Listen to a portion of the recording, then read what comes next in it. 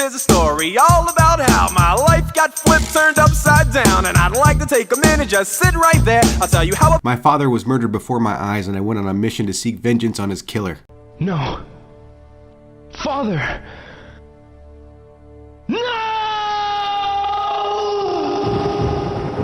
Ryo Hazuki, teenage son of dojo master Iwao Hazuki, runs home to find a broken nameplate, the housekeeper without her life alert necklace, and a live-in student flying out of the dojo doors within a matter of 2 minutes, and rather than calling emergency services, goes inside the dojo. He immediately gets his butt kicked by a dude in a kick-ass looking robe and watches his father get murdered by a few punches over a mirror. Oh, and Ryo's dad killed someone allegedly. Usually more is required than that, but hey, suspend your disbelief because this game was really cool looking back in 1999. It's a shame more of you didn't get to enjoy it. Now after that traumatic event, most people would let law enforcement handle the situation, but that wouldn't make for a good video game. So Ryo starts playing detective, finds a goodbye letter from his father. My father must have known that Lan Li was coming. Nah, he was just gonna get a pack of smokes, but he didn't get the chance. He asks the live-in student Fuku-san for information and makes a declaration that he will have his revenge against his father's murderers. They killed my father, right in front of me. I will have my revenge. I need to do this for my father. Your father is dead, Ryo. You're doing it for yourself. Anyway, while searching for clues, you come across a young girl with a hurt pussy. You'd think perhaps this will be completely unrelated to the murderous rampage about to ensue, but it turns out the people you are looking for are the ones responsible for running over its mother and hurting this cat's leg. What a coincidence, we're looking for these people. After some minor clue hunting, you get Tom the hot dog man hitting you with this gem. Try asking Chinese people about Chinese. I never thought I'd say this to anybody, but you two smoke entirely too much reefer. So you go to the pizza joint to ask about Chinese people. Who would know about people from China in this neighborhood? Chinese? The owner of Ajiichi. Ah, the Chinese restaurant. Ryo, you're so fucking dumb. Anyway, you go to the Chinese restaurant, and when you inquire about Chinese people being involved with your father, they start thinking you're racist. Not all Chinese people are bad. They tell you about the 3 blades, which are occupations Chinese immigrants took up when moving to Japan. He recommends going to some of them, but you would go to the bar and the arcade instead. Seriously, I'm addicted to darts. Eventually, we find an old man who tells you that Lan Li sounds like the name of someone involved with the underworld, which leads us to the most infamous question of this game. Do you know where the sailors hang out around here? Do you know of any places where sailors hang out? Sailors come in here sometimes. Do you know any place where sailors hang out? After losing this pull shot I've never once been able to make in my life, you find yourself in the Heartbeats bar kicking ass. That's enough. You put on quite a show, boy. Look for a guy named Charlie. Charlie? He deals in smuggled goods. He's well known in the underworld. After drinking a bunch of sodas, we are ambushed by some guys we saw at Heartbeats and managed to extract that there's a tattoo parlor in Yokosuka where Charlie can be found. Man, after drinking all those sodas, I really gotta take a whiz.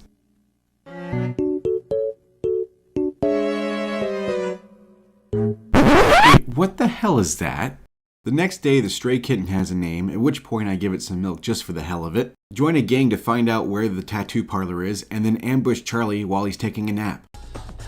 You didn't need to rip my arm off. You tried to cut me, don't be a bitch. Speaking of bitches, it's at this point we are introduced to a minor character in Nozomi who is apparently worried about her self-destructive behavior. But why? Today we had our college orientation, but you weren't there. Yeah, Have you decided where to go? not yet. But if I go, it'll have karate. I'm just going to play some Hang On instead. Anyway, Ine-san gives you a mysterious Chinese letter, which of course you can't read.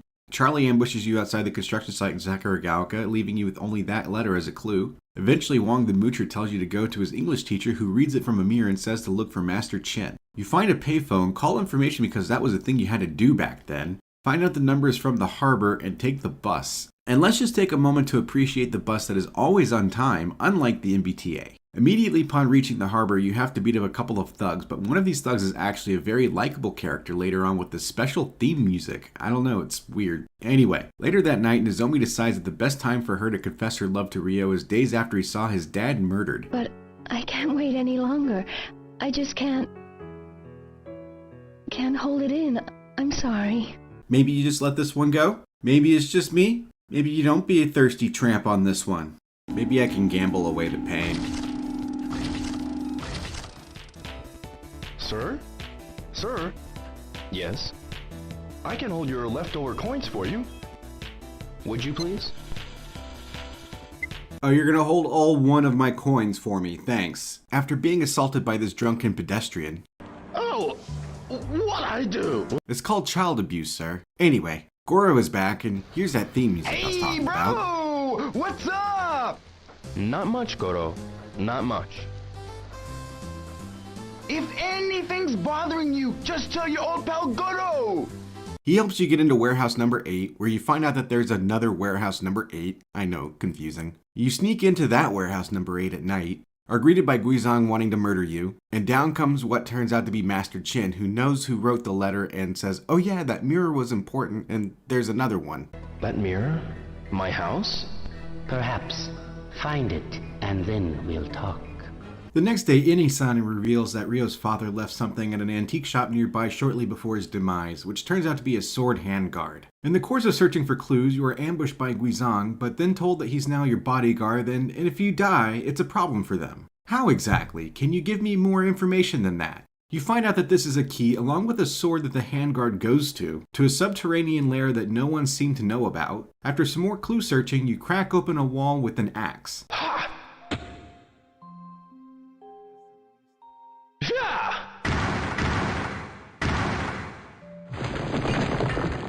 Yeah, that's the least convincing grunt I've ever heard. But yes, there's the Phoenix Mirror. Better hold on to that thing with your life. You take it to Master Chen, and it's immediately stolen. Huh?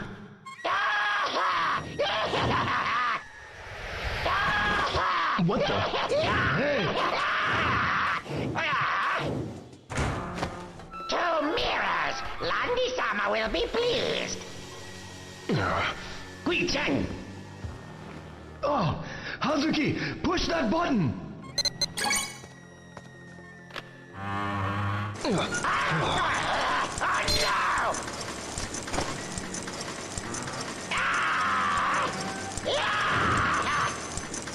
I won't forget this! After that semi-dramatic series of events, you find out that Landi has likely gone back to Hong Kong and the Chins will not assist you getting there. Looks like you're on your own, kid. You check your bank account and find that you have insufficient funds to make the trip on your own. Ine-san seems eager to help though. That is until Fuku-san opens his mouth. Hong Kong? Fuku-san. It seems the man who killed Hazuki-sensei's there. Ine-san, please give him the money for the trip. Idiot.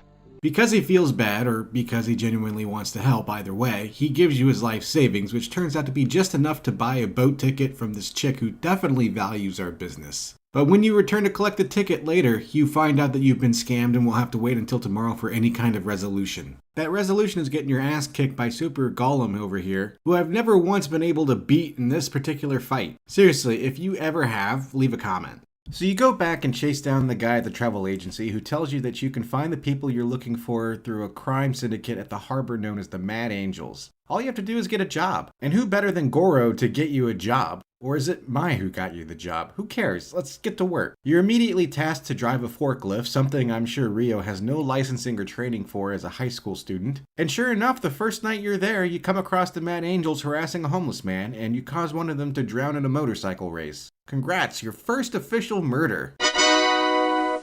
And for the next several days, you play with forklifts, get harassed by the Mad Angels, sometimes learn new martial arts moves from the homeless man, rinse and repeat until Nozomi eventually gets herself kidnapped. Ida-san said she can't reach Nozomi-san.